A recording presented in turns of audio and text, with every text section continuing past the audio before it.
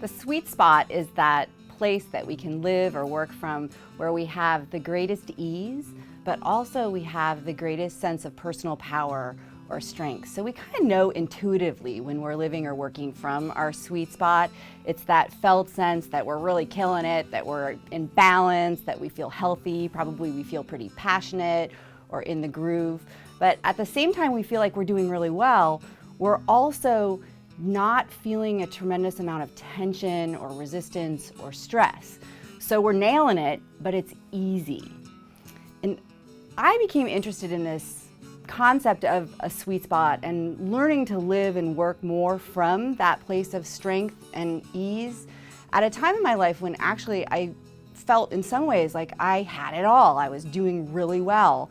I had gotten my life back on track after a really difficult but amicable divorce. I'd moved my kids to a new home and a new school, and they were really thriving.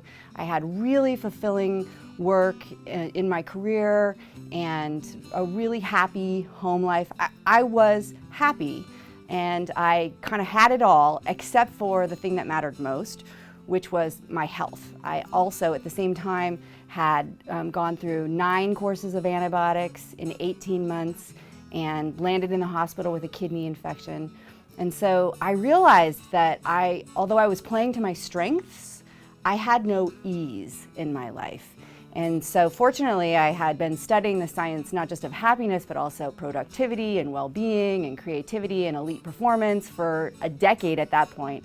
And I knew I had at my fingertips the tactics I needed to bring more ease into my life without giving up all the things that were so hard won for me, my happiness at home and my success in my career. I didn't want to give any of that up. So I road tested all of these scientifically validated tactics in order to live and work more from my sweet spot.